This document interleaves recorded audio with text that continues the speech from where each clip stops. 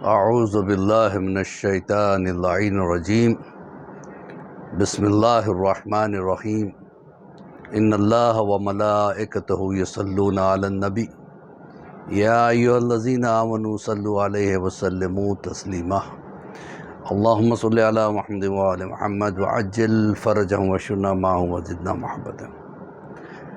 محترم ناظرین، السلام علیکم ورحمۃ اللہ وبرکاتہ۔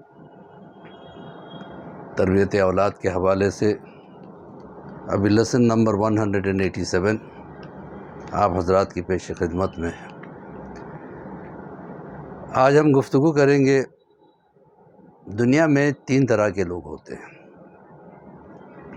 لیکن اس گفتگو سے پہلے میری گزارش ہے کہ اگر آپ اس چینل میں نئے ہیں تو اس کو سبسکرائب ضرور کر لیں، تاکہ یہ ہمارا مقصد پورا ہو سکے۔ ہمارا مقصد یہ ہے کہ نوجوان بچوں تک، ہمارے اسلام کے یوتھ تک کچھ کام کی باتیں پہنچ جائیں انشاءاللہ، اور آپ تنہا نہ دیکھیں بلکہ اس کو ضرور شیئر کریں۔ تو میں عرض کر رہا تھا کہ دنیا ایک دوڑ کا نام ہے۔ دنیا میں انسان دوڑتا رہتا ہے، دولت کے پیچھے، گھر کے پیچھے، گاڑی کے پیچھے، شہرت کے پیچھے، کرسی کے پیچھے، بزنس کے پیچھے۔ نتیجے میں 3 طرح کے لوگ ہو جاتے ہیں۔ ایک وہ جس کے پاس نہ خود کا گھر ہوتا ہے، نہ خود کی گاڑی ہوتی ہے، نہ خود کی کوئی پراپرٹی ہوتی ہے، نہ خود کا کوئی بزنس ہوتا ہے، روز کماتا ہے اور روز کھاتا ہے، وہ ہے غریب طبقہ۔ ایک وہ طبقہ ہے جس کے پاس خود کا مکان بھی ہے، خود کی گاڑی ہے، خود کی کمپنی ہے، خود کی فیکٹری ہے اور خود کا اپنا بزنس ہے۔ نتیجہ یہ نکلتا ہے کہ وہ لوگ مالدار ہوتے ہیں۔ تو یہ 2 طبقے تو بالکل سمجھ میں آتے ہیں۔ ایک غریب طبقہ جس کا خود کا کچھ نہیں ہے، دوسرا مالدار طبقہ خود کا سب کچھ ہے۔ تو ایک بیچ کا طبقہ وہ ہوتا ہے جسے مڈل کلاس فیملی کہتے ہیں۔ وہ مالدار تو نہیں ہوتا لیکن مالدار دکھنے کی کوشش کرتا ہے۔ دکھنا کیسے؟ مطلب مالدار کے پاس گاڑی ہے، میرے پاس نہیں ہے، تو میرے پاس بھی ہونا چاہیے۔ بھلے سے یوز کار لے لے لیکن کار ہونا ضروری ہے تاکہ میں بھی مالدار دکھوں۔ گھر نہیں ہے، لہٰذا تو کیا ہوا، اتنا پیسہ نہیں ہے کہ گھر خرید سکے، لون لے لو۔ گاڑی لی تو لون لے کے، گھر لیا تو لون لے کے، بزنس کیا تو لون لے کے۔ نتیجہ کیا ہوا؟ گھر ملا لیکن ادھار کا، گاڑی ملی لیکن ادھار کی، ایک سٹیٹس ملا تو وہ بھی ادھار کا، زندگی ادھار کی بن گئی۔ نتیجہ یہ ہوا کہ لون پہ لون، لون پہ لون، لون پہ لون، ایسے لون کے نیچے دب گئے کہ زندگی گزر جاتی ہے، لون کی قسطیں پوری نہیں ہوتی، بچوں کو پورا کرنا پڑتا ہے۔ نتیجہ یہ ہے کہ اب سوال یہ ہوتا ہے کہ اس طرح کی ذہنیت بناتے کون ہیں؟ اس میں یاد رکھیے کہ پیرنٹس کا بہت بڑا رول ہے۔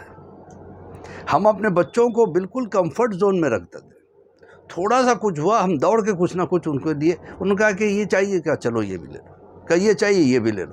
نتیجہ کیا ہوا؟ اب بچے کے پاس اگر کچھ نہیں ہے بڑا ہونے کے بعد تو کہیں نہ کہیں سے لے کے تو بھی کرنے کی کوشش کرتا ہے کہ میرے پاس یہ ہونا، اب اس کے خواہشات بڑھتے چلے جاتے ہیں۔ دیکھیے پیرنٹس کا بہت بڑا رول ہے۔ آپ کو مثال دے دوں، باز ایک پنچھی ہے، ایک پرندہ ہے جو شکار کرتا ہے، آسمانوں میں اونچائی پہ اڑتا رہتا ہے۔ جب وہ اپنے شکار کو دیکھتا ہے تو بالکل اس پہ ڈائیو کرتا ہے، اوپر سے چھلانگ لگاتا ہے اور اس طریقے سے جا کے اس کو دبوچ لیتا ہے کہ اس شکار کو سمجھ بھی نہیں آتا کون سی مصیبت آسمان سے اچانک آ گئی، اور وہ اس کے پنجوں میں جب پھنس جاتا ہے تو پھر شکار جو ہے اپنے آپ کو اس کے حوالے کر دیتا ہے کہ میں اب بچ نہیں سکتا۔ یعنی اتنا ٹیلنٹ، کہاں اڑ رہا تھا، کہاں زمین پہ کسی پرندے کو دیکھا یا چھوٹے سے جانور کو دیکھا، وہیں سے چھلانگ لگا کے فوراً آ کے پکڑ لیتا ہے، اس سے پہلے کہ وہ بچ کے بھاگے اس کے پنجوں میں گرفتار ہو جاتا ہے۔ اب سوال یہ آتا ہے کہ یہ ٹیلنٹ اس میں آیا کہاں سے؟ اس کے پیرنٹس کی وجہ سے۔ بعض اپنے ٹیلنٹ کو اپنے بچے کو کیسے سکھاتا ہے؟ اپنے بچے کو لے کے بالکل اونچائی پہ سنگلاخ پہاڑیوں کے اوپر چلا جاتا ہے، جانے کے بعد تھوڑا سا جب بچہ پر چلانے کے لائق ہوتا ہے تب کی بات ہے، اوپر جانے کے بعد اپنے بچے کو چھوڑ دیتا ہے، بچہ پوری رفتار کے ساتھ زمین پہ گرنے لگتا ہے۔ اب بچے کو پتہ نہیں کہ یہ کیا چیز ہے، کیونکہ اسے ابھی اڑنا آتا ہی نہیں، ابھی صرف اس نے پر چلانا شروع کیے تھے، ابھی اس کو اڑنا سیکھنا تھا تو چھوٹی چھوٹی اونچائیوں پہ لے جانا چاہیے تھا، لیکن باز پوری اونچائی پہ لے کے جاتا ہے۔ اور جب چھوڑتا ہے تو بچہ جب گرتا ہے تو اب وہ دیکھتا ہے کہ میں زمین پہ جانے والا ہوں، پتھروں میں گرنے والا ہوں، اب میں ختم ہو جاؤں گا، تو اپنے جان کو بچانے کے لیے پوری طاقت سے اپنے پر چلاتا ہے۔ نتیجہ یہ ہوتا ہے کہ اب یوں سمجھیے کہ اب جیسے گر کے ختم ہونے والا رہتا ہے، زمین کے قریب آ جاتا ہے، فوراً اس کی ماں ہو کے اس کو پکڑ لیتی ہے، پھر لے کے چلی جاتی ہے اونچائی پہ، پھر چھوڑتی ہے، پھر وہ بچہ گرتے گرتے گرتے جب زمین کے قریب آتا ہے تو پھر آ کے ماں پکڑ لیتی ہے۔ اب بچہ پتہ نہیں کہ ماں پکڑے گی نہیں پکڑے گی، پوری طاقت سے پر چلا کے اڑنے کی کوشش کرتا ہے، دھیرے دھیرے اڑنے لگتا ہے۔ تو یہ ماں یہ عمل اس وقت تک کرتی رہتی ہے جب تک کہ بچہ اڑنا سیکھ نہ لے۔ تو یہ چیز یعنی پوری پریشانی میں بچے کو چھوڑ کے لاسٹ میں اس کی مدد اس وقت کرتی ہے جب واقعی اسے مدد کی ضرورت پڑتی ہے۔ تو عزیزان محترم، ہمیں بھی اپنے بچوں کو ایک دم کمفرٹ لیول میں نہیں پالنا چاہیے۔ وہ جو مانگے دے رہے ہیں، جو انہوں نے کہا موبائل دو، ہم نے موبائل دے دیا، انہوں نے کہا کہ لیپ ٹاپ دو، اب بچہ چھوٹا بچہ کیا اسے پتہ ہے کہ لیپ ٹاپ کی کیا ہے، لیکن ہم نے اٹھا کے اس کے حوالے کر دیا۔ ایسا نہیں کرنا چاہیے۔ اس طریقے سے کریں گے تو پھر وہ بچے بالکل دیکھیے، وہ پودا جو کنڈالے میں پلتا ہے اور وہ پودا جو زمین میں پلتا ہے، بڑا فرق ہوتا ہے۔